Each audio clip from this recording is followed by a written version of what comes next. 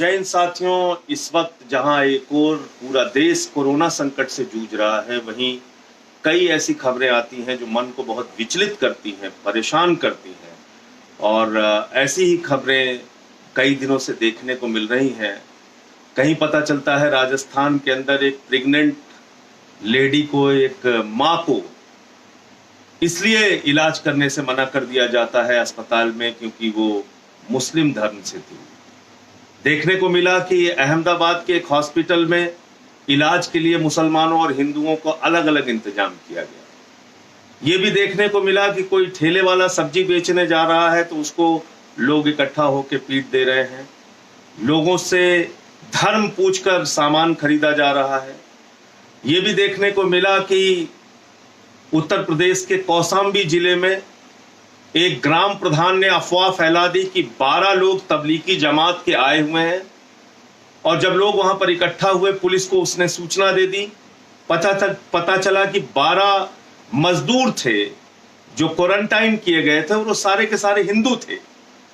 ऐसे समय में जब कोरोना से पूरा देश जूझ रहा है, लड़ रहा है, सारी सरकारें दिन रात चिंतित हैं, लोग अलग अलग धार्मिक संस्थान, राजनीतिक पार्टियां, सामाजिक संस्थाएं, व्यक्तिगत तौर पे बहुत सारे लोगों की मदद करने में जुटे हैं। ये भी खबरें देखने को मिलती हैं कि कभी मुरादाबाद में डॉक्टरों पे हमला हो जाता है, कभी इंदौर में डॉक्टरों पे हमला हो जाता है, कभी पंजाब के अंदर एक पुलिस अधिकारी का हाथ काट लिया जाता है।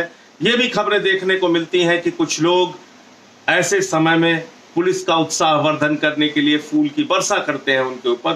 तो नफरत की भी खबरें, मोहब्बत की भी खबरें, मदद की भी खबरें, दुर्भावना की भी खबरें, ये तमाम सब कुछ देखने को मिल रहा है। लेकिन मैं आपसे सिर्फ इतना कहना चाहता हूं कि अगर इस बीमारी से हम लोग जीत सकते हैं, अगर हम इस बीमारी को हरा सकते हैं, तो सिर्फ और सिर्फ अपनी एकता के दम पर, सिर्फ और सिर्फ 130 करोड़ हिंदुस्तानियों के संकल्प से एक साथ आकर, एक साथ मिलकर, एक दूसरे की मदद करके हम इस बीमारी से लड़ सकते हैं और इसको हरा सकते हैं। अभी एक थेरेपी की चर्चा बहुत हो रही है हिंदुस्तान में। एक तरफ तो खबर चल रही है कि मुसलमान यहां पर इन्होंने फैला दिया, कुछ विशेष सोच और विचार के लोग ये फैलाने की कोशिश कर रहे हैं कि मुसलमानों ने ये पूरा देश के अंदर कोरोना फैला दिया, मुसलमानों ने कोरोना फैला दिया। लेकिन इस बीच कुछ खबरें ऐसी भी आती हैं जिससे हमको सबक लेने की और सीख लेने की जरूरत है। एक खबर आई कि प्लाज्मा थेरेपी के जरिए कोरोना के गंभीर मरीजों का इलाज संभव है। प्लाज्मा थेरेपी के जरिए जो मरीज वेंटिलेटर पे हैं, जो जीवन मौत से जूझ रहे हैं, उनका इलाज संभव है। और दिल्ली के मैक्स हेल्थ क्लिनिक में, मैक्स हेल्थ केयर में, वहां के डॉक्टर हैं सुधी बुधिराजा, उन्होंने इस थेरेपी से एक मरीज का इलाज शुरू किया। मैं वो थोड़ा आपके बीच में पढ़ के सुना देना चाहता हूं। ये मैक्स हेल्थ केयर है, इसके क्लिनिकल डायरेक्टर हैं सुदीप बुधिराजा, डॉक्टर सुदीप बुधिराजा। इन्होंने प्लाज्मा थेरेपी का इस्तेमाल करके एक मरीज का इलाज शुरू किया और उसकी हालत में काफी हद तक सुधार हुआ है। और डॉक्टर साहब का कहना है कि वो मरीज जल्द ही वेंटिलेटर से हटा लिया जाएगा। 1-2 दिन के अंदर अब उसको वेंटिलेटर की जरूरत नहीं पड़ेगी। उसके स्वास्थ्य में इतनी तेजी के साथ सुधार हो रहा है। लेकिन ये प्लाज्मा थेरेपी है क्या? ये प्लाज्मा थेरेपी जिसकी चर्चा आज पूरी दुनिया में हो रही है, वो कोरोना संकट से लड़ने के लिए एक सबसे सटीक जरिया बन रहा है। प्लाज्मा थेरेपी एक सटीक इलाज बन रहा है। प्लाज्मा थेरेपी 100% इस पर कोई दावा नहीं कर सकता, लेकिन फिर भी इसमेइसमें हद तक इलाज करने में सफलता मिल रही है कोरोना के गंभीर मरीजों को। प्लाज्मा थेरेपी के जरिए गंभीर से गंभीर मरीजों का इलाज शुरू होगा और वो ठीक किए जा सकते हैं, ऐसा डॉक्टरों का दावा है। प्लाज्मा थेरेपी वो है कि अगर कोई व्यक्ति कोरोना संक्रमण से ग्रसित हो जाता है, अगर कोई व्यक्ति कोरोना का पॉजिटिव हो जाता है, अगर किसी व्यक्ति को कोरोना हो जाता है, उसके बाद अगर उसका वो ठीक हो जाता है इलाज के बाद, तो उसके जरिए उसके शरीर में एक एंटीबॉडी डेवलप होता है, उसके शरीर के अंदर एक एंटीबॉडी डेवलप होता है। और अगर कोरोना से संक्रमित व्यक्ति जो ठीक हो चुका है उसका ब्लड निकालकर किसी गंभीर मरीज को उसका प्लाज्मा चढ़ाया जाए, उसका प्लाज्मा ट्रांसफर किया जाए, तो वो मरीज ठीक हो सकता है।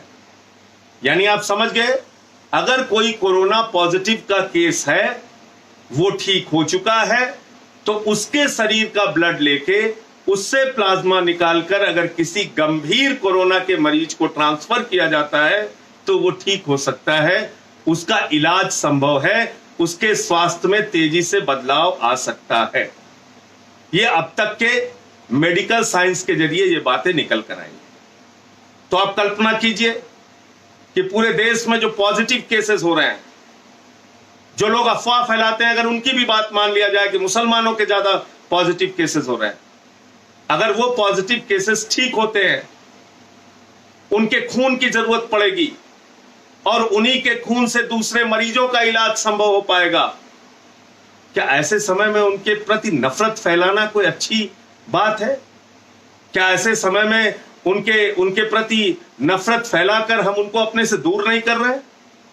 अरे हिंदू हो, मुसलमान हो, सिख हो, ईसाई हो, किसी भी जात का हो, किसी भी धर्म का हो, अगर उसको कोरोना से पॉजिटिव हो रहा है तो ईश्वर से प्रार्थना कीजिए, अल्लाह से दुआ कीजिए, प्रभु यीशु से प्रार्थना कीजिए, वाहिगुरु से प्रार्थना कीजिए कि वो मरीज ठीक हो जाए।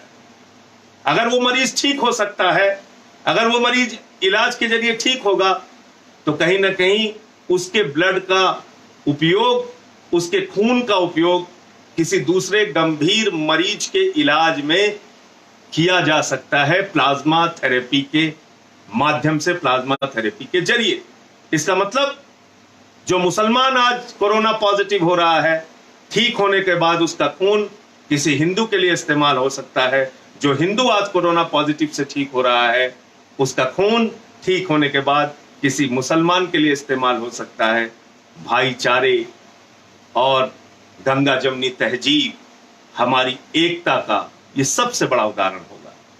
इसलिए साथियों और दोस्तों, आप लोगों से निवेदन है, ये काम बंद कीजिए और ऐसा करने वाले हर व्यक्ति का खुलकर विरोध कीजिए जो किसी ठेले वाले को, किसी सब्जी वाले को, किसी सामान बेचने वाले को, किसी छोटी मोटी दुकान करने वाले मुसलमान को ये कहकर परेशान करते हैं और उसका सामान फेंक देते हैं या उसके यहां से खरीदारी करना बंद कर देते हैं क्योंकि वो मुसलमान है।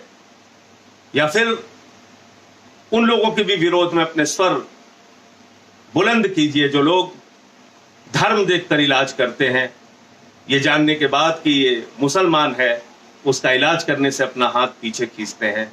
ये हमारी संस्कृति नहीं है, ये हमारी सभ्यता नहीं है, ये हिंदुस्तान की पहचान नहीं है।